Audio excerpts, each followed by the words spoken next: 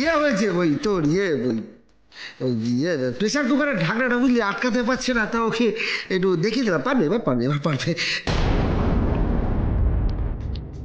তুই আবার এখানে এইসব শুরু করেছিস?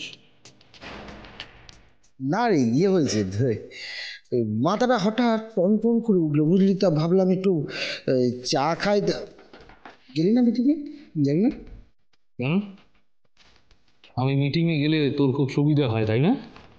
উফ, আমার জীবনে একটুও শান্তি নেই।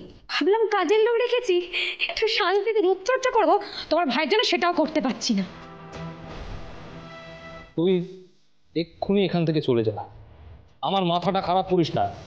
যদি ফের বিয়াদবি করেছিস সেই বাড়ি থেকে তোকে সরান বের করে দেবো। ভাই বলে নেওয়া করবো না, বেরিয়ে যাও। যাই।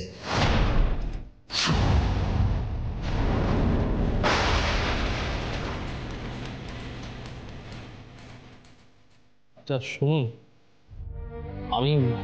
আমি দুঃখিত, এরকমটা হবে আমি বুঝতে পারি, তবে আপনি ভয় পাবেন না, ওই জানোয়ারটা আর এদিকে আসবে না। থাকো বলি, আপনারা গিয়ে বসেন, আমি চা দিচ্ছি। হ্যাঁ ঠিক আছে, ঠিক আছে, আস্তে আস্তে। বেশি রাত করে এখানে আসেন আর এলেই আমাকে ঘুম থেকে তুলে স্পেশাল চা বানাতে বললেন। এনার আবার 4 চামচ চিনি ছাড়া চলে না।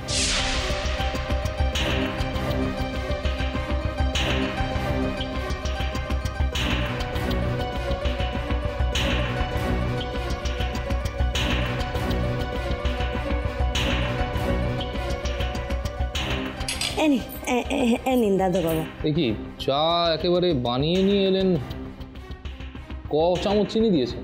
কেন, 4 চামচ দিয়েছি। ঠিকই তো, ও 4 চামচ চিনি খায়। দাঁড়াও, আচ্ছা আমি চায়ে 4 চামচ চিনি খাই সেটা আপনি জানলেন কেমন করে? আপনি তো আমার জন্য চা এই প্রথমবার বানালেন, তা এই কথাটা তো আপনার জানার কথা না।